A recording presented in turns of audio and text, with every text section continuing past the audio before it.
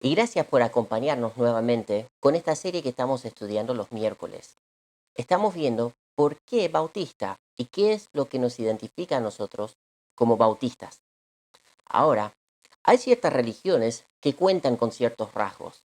Algunos, con ver cómo andan en grupos y su vestimenta, ya lo podemos identificar. Pero ¿qué tal nosotros los bautistas?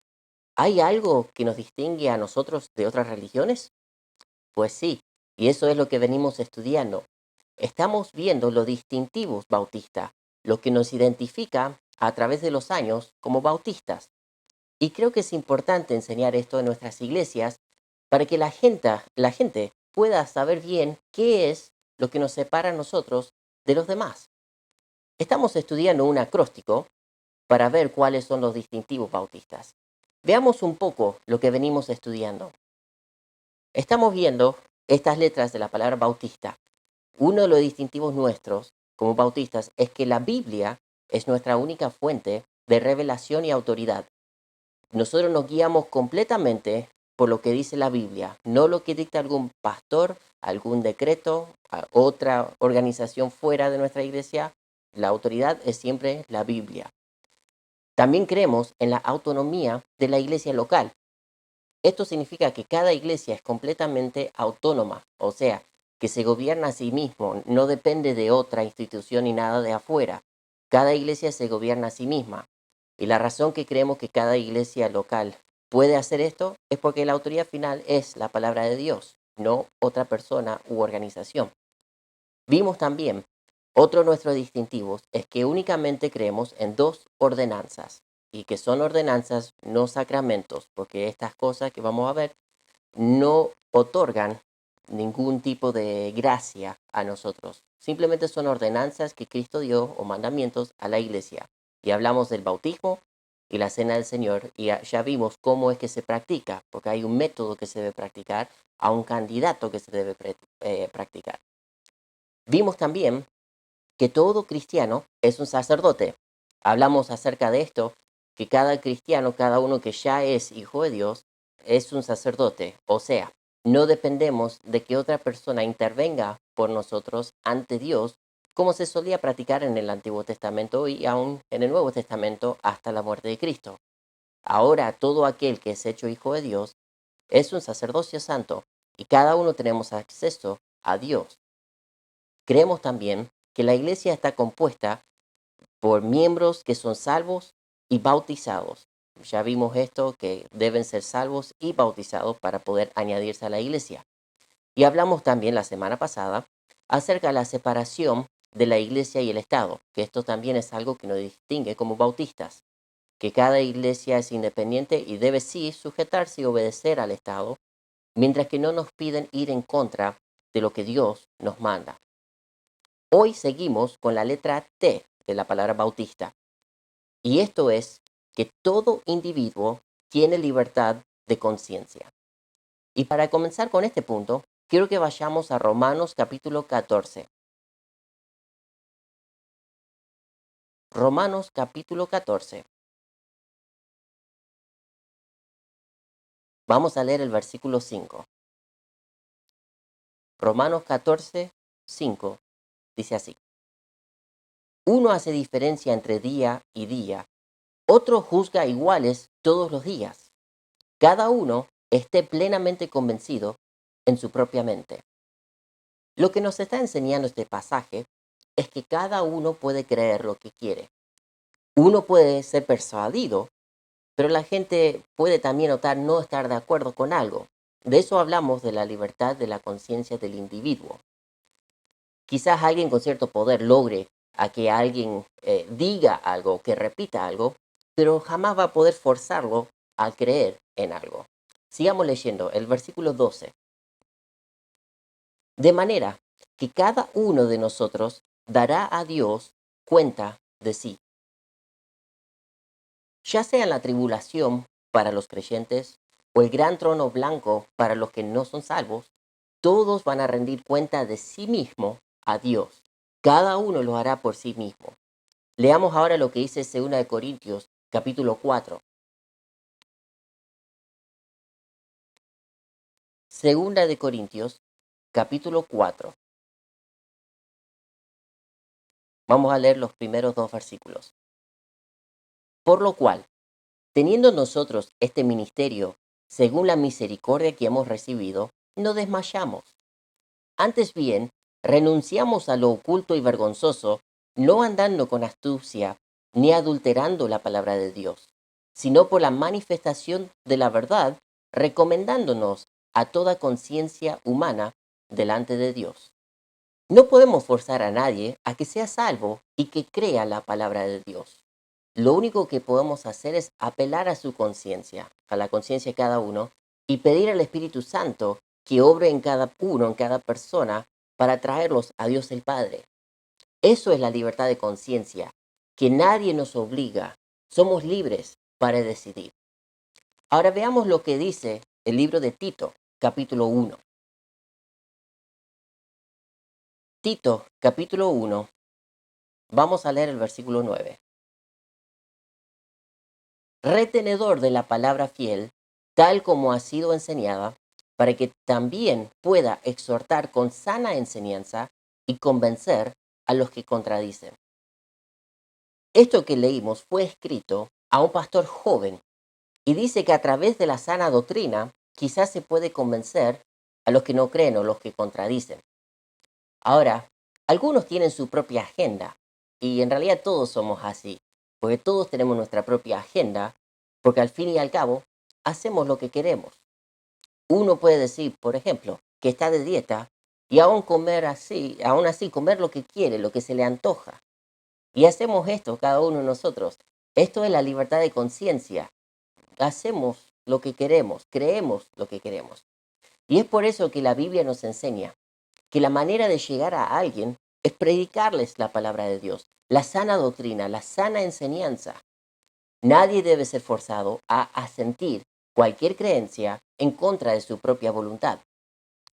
Ahora, esta libertad de conciencia no nos excluye de la contabilidad ante la palabra de Dios y Dios mismo. Yo no puedo forzar a alguien a que crea, a que acepte la Biblia. Sin embargo, sí debo enseñarle lo que la Biblia dice. Y si uno no quiere sujetarse a lo que dice la Biblia, en nuestro caso, en nuestra iglesia, no puede ser miembro de nuestra iglesia. Veamos lo que nos dice Primera de Corintios, capítulo 1. Primera de Corintios 1, los primeros 2 versículos. Pablo, llamado a ser apóstol de Jesucristo por la voluntad de Dios, y el hermano Sóstenes, a la iglesia de Dios que está en Corinto, a los santificados en Cristo Jesús, llamados a ser santos con todos los que en cualquier lugar invocan el nombre de nuestro Señor Jesucristo, Señor de ellos y nuestro. Leamos ahora el versículo 10. Os ruego, pues, hermanos, por el nombre de nuestro Señor Jesucristo, que habléis todos una misma cosa y que no haya entre vosotros divisiones, sino que estéis perfectamente unidos en una misma mente y un mismo parecer. Acompáñenme ahora al capítulo 5. Vamos a leer los primeros 3 versículos. Capítulo 5, primeros 3 versículos. De cierto se oye que hay entre vosotros fornicación, y tal fornicación que ni aun se nombra entre los gentiles, tanto que alguno tiene la mujer de su padre, y vosotros estáis envanecidos. ¿No deberíais más bien haberos lamentado para que fuese quitado de medio de vosotros el que cometió tal acción? Ciertamente yo, como ausente en cuerpo, pero presente en espíritu, ya como presente he juzgado al que tal cosa ha hecho. En la iglesia debe haber unidad en lo que creen. Ahora algunos dicen que no se debe juzgar, pero acá vemos a Pablo que él no solo juzga el pecado, sino la misma persona que lo cometió. Sigamos leyendo los versículos 4 al 13. En el nombre de nuestro Señor Jesucristo, reunidos vosotros y mi espíritu con el poder de nuestro Señor Jesucristo, el tal sea entregado a Satanás para destrucción de la carne, a fin de que el espíritu sea salvo en el día del Señor Jesús. No es buena vuestra jactancia.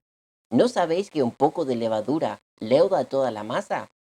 Limpiaos, pues, de la vieja levadura para que seáis nueva masa, sin levadura, como sois. Porque nuestra Pascua, que es Cristo, ya fue sacrificada por nosotros. Así que celebremos la fiesta no con la vieja levadura, ni con la levadura de malicia y de maldad, sino con panes sin levadura, de sinceridad y de verdad. Os he escrito por carta que no os juntéis con los fornicarios, no absolutamente con los fornicarios de este mundo, o con los avaros, o con los ladrones, o con los idólatras, pues en tal caso os sería necesario salir del mundo. Más bien os escribí que no os juntéis con ninguno que, llamándose hermano, fuere fornicario o avaro, o idólatra, o maldiciente, o borracho, o ladrón. Con el tal ni aun comáis. Porque, ¿qué razón tendría yo para juzgar a los que están fuera? ¿No juzgáis vosotros a los que están dentro? Porque a los que están fuera, Dios juzgará. Quitad, pues, a ese perverso de entre vosotros. La libertad de conciencia no significa que cada uno puede hacer lo que quiere, ¿no? Uno va a rendir cuenta de eso ante Dios. Esta doctrina de la libertad de conciencia es exclusivamente bautista. Uno es libre para creer o no creer y puede creer lo que quiere. Solo podemos intentar persuadir a la gente a que crean en Dios y su palabra. En la historia, cuando los protestantes de la Reforma anunciaron que iba a haber libertad de culto, los bautistas salieron pensando que la persecución se había acabado y que podían vivir en paz. Esto era lo que ellos anhelaban. Pero no fue así. Los papistas, los protestantes, episcopales, presbiterianos trataron a los bautistas de la misma forma. Querían frenar a los bautistas. Y es por eso que en la historia encendían a algunos, cortaban las cabezas de otros. Lo que vemos es que Carlos el V, el que había defendido a Lutero en la historia, él mismo había ordenado a que a las mujeres bautistas, que ellas fueran enterradas vivas o ahogadas inclusivamente. Miles de personas perdieron sus vidas por los esfuerzos de esta exterminación de los bautistas. Esta era la vida de los bautistas durante la Reforma. A los protestantes no les gustaba este concepto del individuo, o sea, la libertad del individuo. Hasta el día de hoy, muchas religiones, muchas iglesias, no les gusta este concepto. Hemos tenido gente acercarse a la iglesia para preguntar si ciertas enseñanzas eran bíblicas, lo que habían recibido en sus iglesias. Y en ciertos casos mostramos que no. Un ejemplo, hubo una mujer que estaba viviendo muy escasez, ¿no? Era pobre y estaba a punto de vender la bicicleta de su hijo porque no tenía dinero para dar en la iglesia. Y en su iglesia pedían X cantidad de dinero para recibir las bendiciones de Dios. Le mostramos a esa mujer que no era bíblico esa enseñanza. La única suma que vemos que la Biblia menciona es el diezmo, el 10%. Y las ofrendas mencionadas más allá del diezmo, o sea, las ofrendas, es algo que uno da según lo que Dios pone en el corazón de uno, más allá del diezmo. Nadie tiene el derecho de decirnos que debemos dar X cantidad de pesos en la iglesia. Esta mujer fue a su pastor en la siguiente reunión y le preguntó de dónde había sacado esa enseñanza, porque ella no lo podía encontrar y quería obedecer la Biblia, quería hacer lo correcto. El pastor le dijo que si ella iba a ser rebelde, que se fuera de la iglesia, porque no iba a tolerar a alguien que cuestionara al pastor. A través de la historia, aún se puede leer de este tema muchos libros. Este punto de la conciencia, la libertad de la conciencia del individuo, es algo de los bautistas. Cada uno es libre para creer lo que quiere. No somos nadie para obligar a que otra persona crea algo. Sigamos con nuestro acróstico, ahora con la letra A. Acepta solamente dos oficios. Esto es otro distintivo de los bautistas, que solamente aceptamos dos oficios, los cuales son el pastor y el diácono. El pastor se lo identifica en la Biblia por medio de tres diferentes palabras. Las tres se refieren a la misma persona, pero hay tres diferentes palabras que se usan porque identifican el rol del pastor. Entonces, la primera palabra que identifica el pastor y su rol es un pastor, pero refiriéndonos a tipo pastor de ovejas. Entonces, ¿cuál es el rol del pastor? Él mantiene a su rebaño juntos y los cuida de los lobos, guía a su rebaño y los protege del mal. A veces pasa, para dar un ejemplo hoy día, que la gente comparte ciertas frases y dichos de otros pastores en las redes sociales. Las frases pueden sonar lindos, pero puede ser que el pastor es uno que no anda bien en cuanto a lo moral y quizás lo que cree o enseña, quizás él practica algo que no va de acuerdo con la Biblia.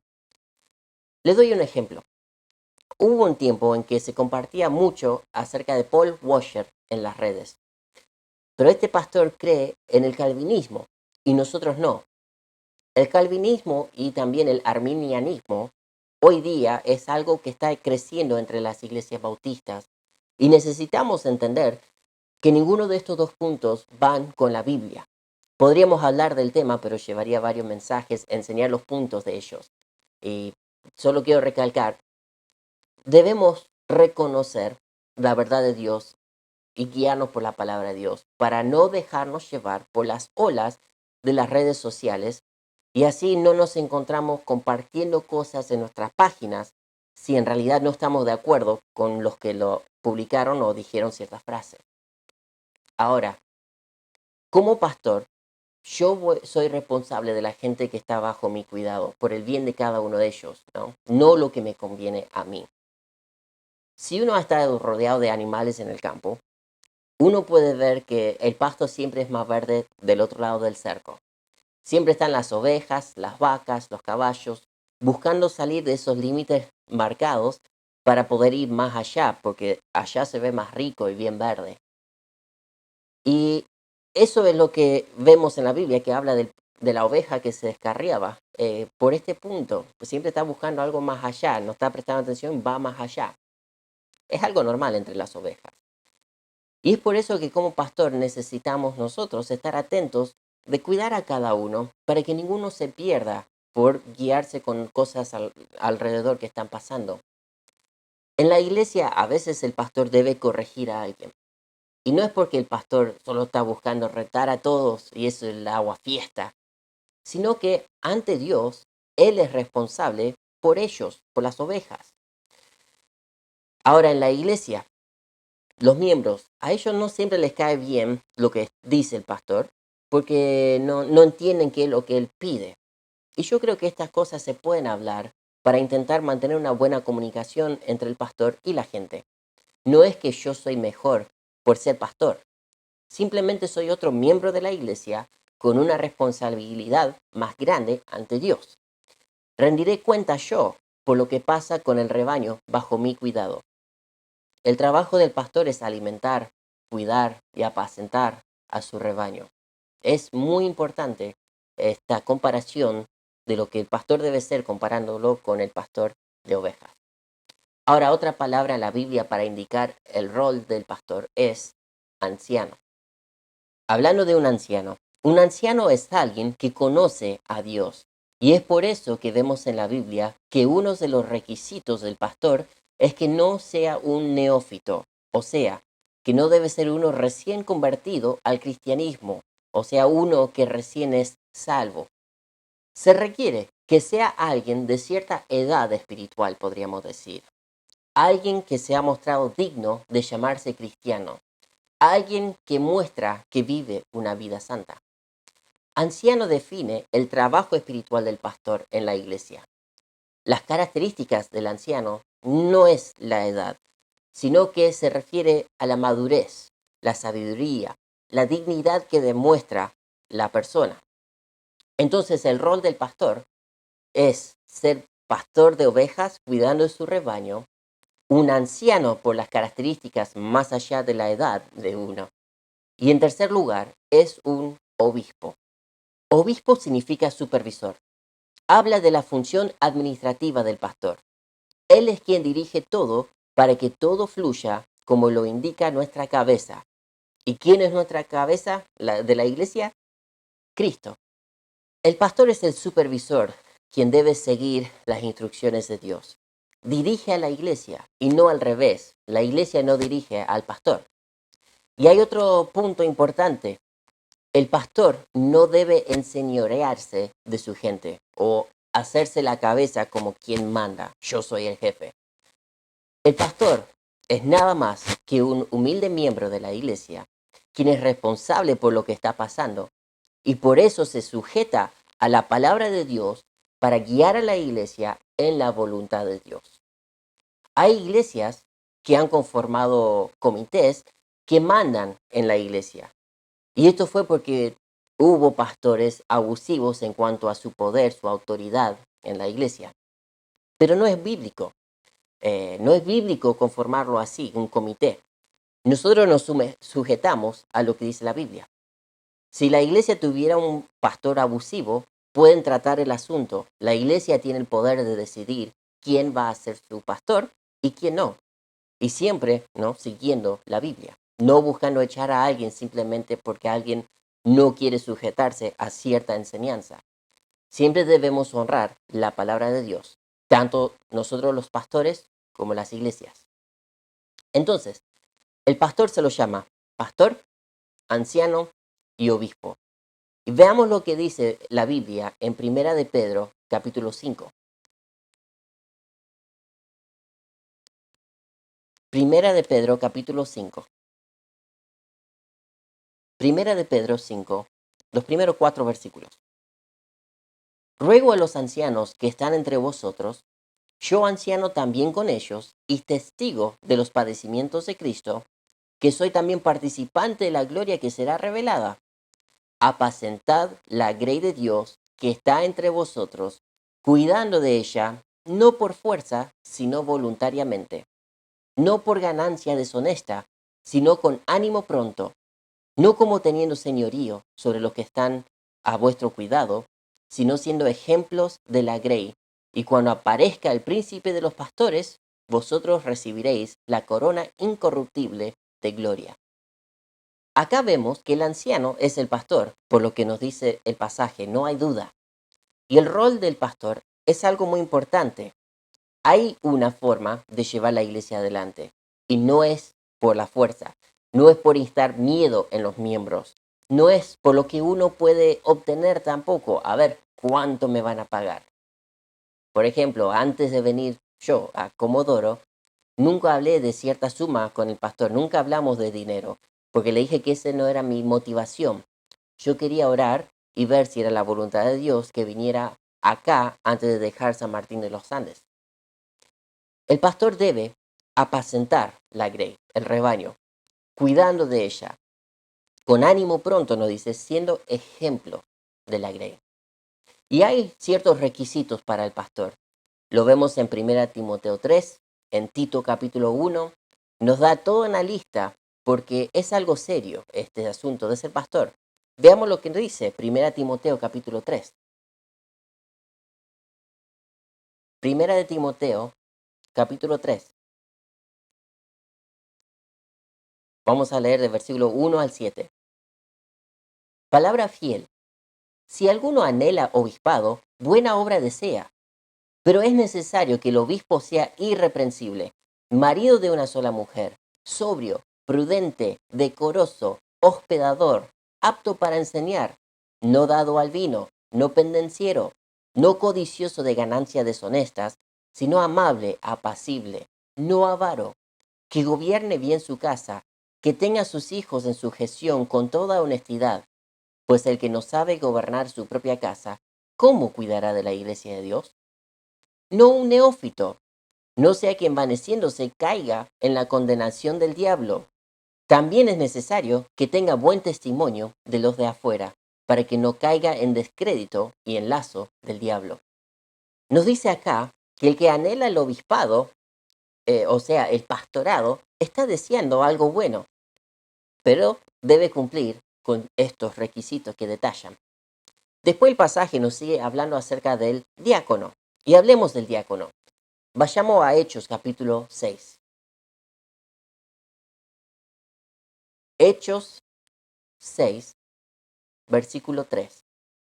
Buscad, pues, hermanos, de entre vosotros a 7 varones de buen testimonio, llenos del Espíritu Santo y de sabiduría, a quienes encarguemos de este trabajo. ¿Y qué trabajo? Bueno, el de servir a las mesas. Los griegos se estaban enojando porque veían que a sus viudas no se les estaba atendiendo. El punto de este pasaje es que los pastores, que en este tiempo eran los discípulos, no podían llegar a todos. Y fue por esta razón que se buscaron de entre la multitud a hombres de buen testimonio, hombres santos podríamos decir, para que ellos hicieran el trabajo que era necesario para que el pastor tuviera tiempo para enfocarse en la palabra y en la oración. Veamos el versículo 2. Entonces los 12 convocaron a la multitud de los discípulos y dijeron, no es justo que nosotros dejemos la palabra de Dios para servir a las mesas. Lo que nos dice es que el tiempo del pastor para orar y estudiar la Biblia es lo más importante en cuanto al rol pastoral. El propósito del diácono es asistir al pastor al cuidar de los detalles o trabajos en la iglesia para que el pastor esté libre. Su rol no es mandonear al pastor. Ahora hay algunas iglesias que tienen esto al revés y los pastores trabajan para los diáconos. Y esto es una pesadilla porque los diáconos no saben cómo pastorear una iglesia. A ver, ¿cuántos de ustedes quisieran que yo fuera su médico de cabecera? O que yo fuera su cirujano. No es lo mío. Son roles muy diferentes. Y es así este asunto. En la Biblia vemos que hay dos oficios. Y la iglesia marcha bien cuando todo sigue el patrón y orden bíblico. Si el pastor tiene un diácono en su iglesia, o más que uno, esto es una gran ayuda para el pastor, si es que se están cumpliendo los roles. Es una bendición poder contar con diáconos en la iglesia, hombres que aman a Dios y que son de buen testimonio y que están para ayudar al pastor para que tenga él su tiempo con Dios, que el pastor se enfoque en lo que debe enfocarse. Los diáconos deben ser hombres fieles, de buen testimonio. Necesitamos hombres y mujeres así de buen testimonio que quieren servir en la iglesia para que todo fluya bien y que podamos llevar la iglesia adelante juntos. No que cada uno esté buscando sacarle a otro el rol porque uno cree que lo puede hacer mejor. La iglesia se compara con un cuerpo que tiene muchos miembros y cada uno cumple su función. Déjenme preguntarles esto. Si eres miembro de la iglesia donde asistes, ¿qué estás aportando? No eres la cabeza, ¿no? Ese punto ya está tomado. Cristo es la cabeza. El pastor supervisa todo. Él está allá arriba en cuanto a la posición, no por ser mejor, sino para asegurarse de que todo siga como el jefe lo indica en la Biblia. Y los diáconos cumplen una función, pero cada miembro en la iglesia también debería contribuir para que las cosas sigan marchando adelante y bien. Jamás olvidaré que en Rosario teníamos una anciana que se ponía mal, que no podía salir con nosotros a repartir invitaciones en la calle, en nuestro barrio. Y le animábamos en aquellos tiempos que ella podía hacer algo que era importante, que era de igual de importante, orar. Orar por quienes recibían las invitaciones y también aquellos que salían a repartir. Cada uno tiene algo que puede aportar, sea habilidades, sea algún talento, sea algún conocimiento que tiene. Cada miembro en la iglesia es importante. Volvamos al tema de los diáconos. Volvamos a los diáconos. Son muy importantes para el pastor. Les animo a que tomen tiempo para leer que la Biblia, qué es lo que la Biblia nos dice en cuanto a ellos, porque también tienen requisitos en la Biblia, requisitos que deben cumplir para ocupar ese rol de diácono. Y si toman tiempo para leerlo, van a ver que son las mismas del pastor, los mismos requisitos. La única diferencia es que el pastor debe ser apto para enseñar. Yo debería tener la capacidad de enseñar. Más allá de eso, lo que ustedes deben esperar de mí, lo deben esperar del diácono también. Son dos oficios que vemos en la Biblia, el del pastor y de diácono. Estos son los distintivos bautistas. 8 distintivos que nos identifican como bautistas. Repito algo que dije, creo que en la primera parte de esta serie. Hay otras iglesias que quizás concuerdan con nosotros en alguno de estos puntos, pero el conjunto de todo lo que cubrimos en esta serie, estos 8 puntos, Es algo que nos distingue como bautistas a través de la historia. Nuestra autoridad siempre ha sido la Biblia, no el conocimiento del pastor. ¿Qué dice Dios? Eso es lo importante. Los distintivos son entonces la Biblia, nuestra única fuente de revelación y autoridad, la autonomía de la iglesia local. Cada iglesia se gobierna a sí misma, no está bajo otra institución.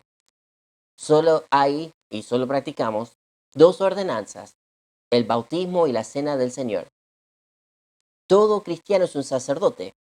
Cada uno cuando es salvo tiene acceso directo a Dios y no se precisa a que otro venga para intervenir y mediar entre nosotros y Dios.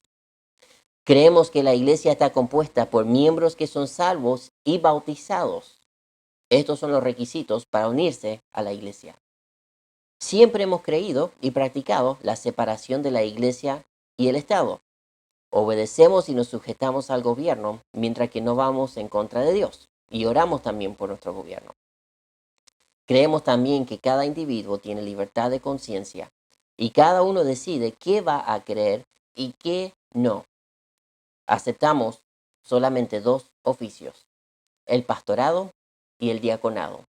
Ambos son muy importantes y ambos tienen requisitos que deben cumplir. Esto es lo que nos distingue como bautistas. Con orgullo puedo decir plenamente convencido, con todo de nuevo, que me alegra ser un bautista. La semana que viene vamos a seguir este tema ¿por qué bautista? Pero vamos a ir estudiando la historia bautista. Habiendo ya visto cuáles son nuestros distintivos, eso nos ayuda para poder entender bien nuestra historia. No se lo pierdan, vamos a seguir aprendiendo juntos por qué somos bautistas. Vamos ahora. Padre, te doy gracias por el tiempo y la oportunidad de poder enseñar esta serie en cuanto a de nuestros rasgos bautistas y por qué podemos tener esta confianza y esta seguridad de estar en lo correcto. Y no es simplemente por ser bautistas, sino porque ante todo nuestra autoridad es la Biblia y lo que tú nos mandas, lo que tú deseas de nosotros como iglesia, como pastor, como diácono, como miembro. Señor, te pido que nos sigas guiando y enseñando para que podamos aplicar estas verdades también en la iglesia, para sujetarnos a tu palabra. Bendice a cada uno, Señor, y ayúdanos a seguir teniendo este deseo de aprender más y más lo que nos enseña tu palabra y también lo que nos hace bautista y lo que hemos vivido a través de la historia. Sigue guiándonos en esto, Señor, para que entendamos lo importante que es conocer lo que nos distingue, para saber cómo compartir esto con otra persona que nos pregunta cuál es la diferencia entre nosotros y otra religión. Gracias, Señor. Pido que nos ayude a poder tener una buena noche. En nombre de Jesús. Amén.